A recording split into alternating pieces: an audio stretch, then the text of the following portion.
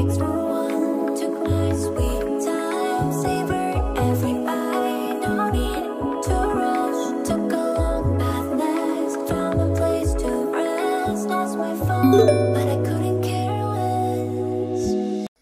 Ahojte, ja som Anka a dnes sa spolu pozrieme na prípad Lily Hanrahan. Hneď na úvod sa mi nepodarilo dohľadať meno Lilyjinej matky, takže bude uvádzaná len ako matka. Pohodlne sa usaďte, práve začíname.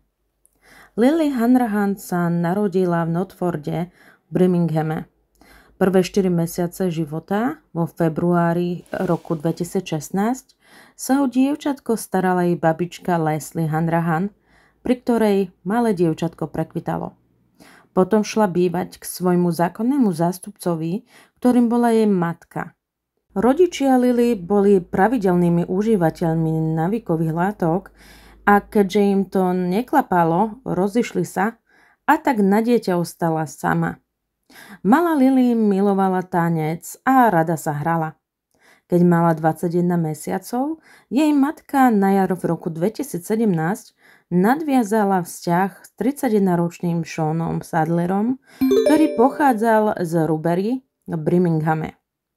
Odtedy sa Sean stal pravidelným návštevníkom ich domu na adrese The Green, Northfield.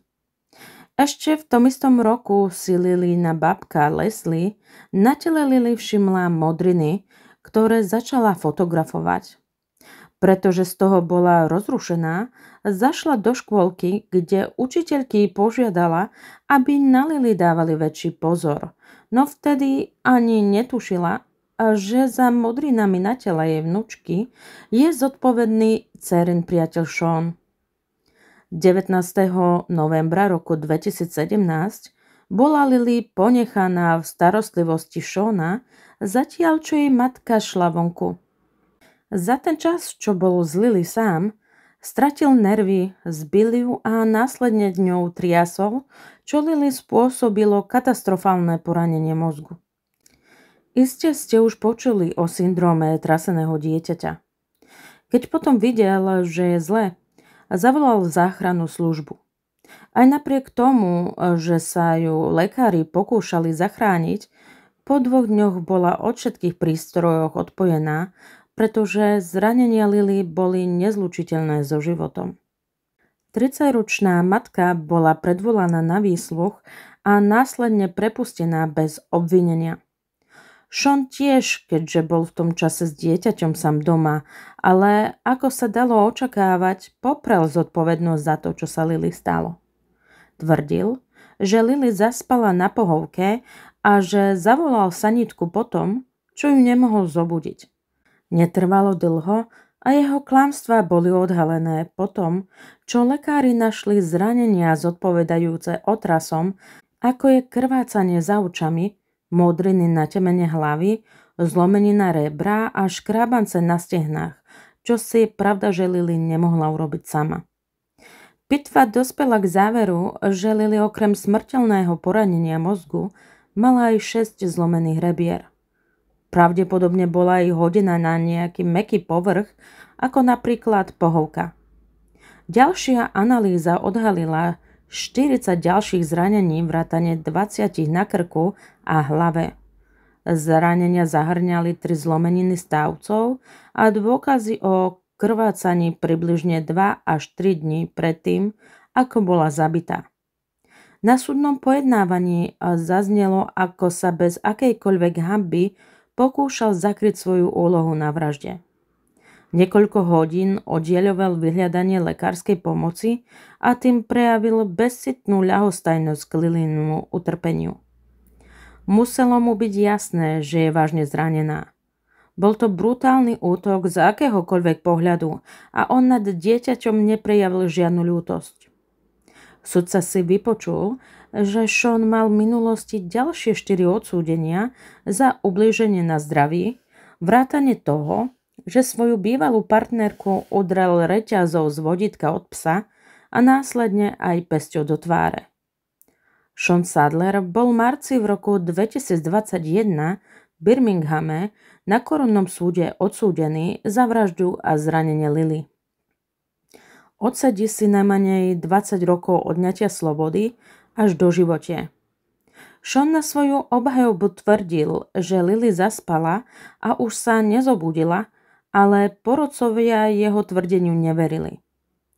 Okrem trestu za vraždu dostal súbežný 3-ročný trest za napadnutie Lily asi týždeň pred jej zabitím. Vo väzbe sa Seanovi od začiatku dobre nevodilo.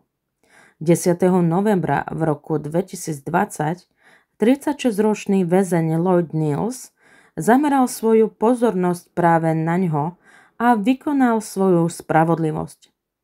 CCTV kamera zachytila Seana, ako mopuje svoje krídlo, zatiaľ čo sa Lloyd k nemu zozadu približuje. A následne ho pesťou udiera do tváre a potom ho najmenej 2-krát kopne, kým bol Sean na zemi. Väzenský dozorca Lloyda odtiahol preč, zatiaľ čo Sean sa postavil na nohy so zakrvácanou tvárou. Utrpel zranenie oka a zlomenie lícnej kosti. Lloyd na súde za napadnutie Seana priznal svoju chybu, no uviedol, že šlo len o príučku. Lebo ak by ho chcel naozaj zabiť, prepašoval by si nožík, ktorým by ho dobodal, pretože nie je ťažké sa k nemu dostať. Povedal, že vo väzbe sa dá prepašovať čokoľvek. Po súdnom procese bol zbavený úmyslu spôsobiť Seanovi ťažké ublíženie na zdraví a tak bol odsúdený za ľahké ublíženie. Je smutné, že Lilyna matka Seanovi dovolila ostávať samou z Lily. Bolo to preto, lebo bola závislá na návykových látkach a tak sa o svoju dceru Lily nedokázala postarať. Ale zaujímalo by ma, či jej vlastne bolo ľúto to, čo sa stalo jej dcére. Alebo možno jej to bolo aj jedno, vzhľadom k tomu, že bola závislá. Už v roku 2016 informovala úrady, že sa cíti neschopná zvládnuť dieťa, ale vtedy to neriešili. Ak by to zobrali vážne, možno by predišli Lilynej smrti. Sean mal už v minulosti problémy s duševným zdravím. Poznámky z 25. januára roku 2017 v týme sociálnej práce pre deti naznačovali, že sa uskutočnili návštevy u Lily a opatrovníka, ale neexistujú žiadne potrebné záznamy o týchto návštevách a prípad bol uzavretý 22. marca v roku 2017. Nemyslíte, že ak by návštevy ich domácnosti prebehli, boli by niekde zaznamenané? Ak ide o takéto prípady, pre každé nahlásené dieťa sa vytvára osobitná zložka, ku ktorej sa v prípade potreby dá vrátiť. Myslím, že ide o úplne zanedbanie a chybu zo strany sociálnych služieb. Sarah Chant, vedúca probačnej služby vo West Midlands, povedala, že Lilynej rodine praje úprimnú sústrasť a chcela sa im ospravedlniť za ich zlyhanie, ktoré prispelo k Lilynej smrti. Uviedla, že od toho hrozného zločinu prijali viac zamestnancov, užšie spolupracujúcich so sociálnymi službami a pokračujú v návštevách domov páchateľov, aby lepšie chránili deti a partnerov pred domácim násilím. Lily zomrela v Birminghamskej detskej nemocnici 22. novembra v roku 2017. Ja ako normálna matka by som sa nikdy neuspokojila s nejakým takýmto ospravedlnením sociálnych služieb. Keď by som kvôli nim prišla o dieťa, že zanedbali svoju povinnosť, asi by som im oči vyškriebala. Neviem, akože si to ani vôbec predstaviť, že by som proste stratila svoje dieťa. To musí byť hrozné. Aj keď v každom prípade Lilyna matka to asi takto nebrala, keďže bola večne nadúpaná.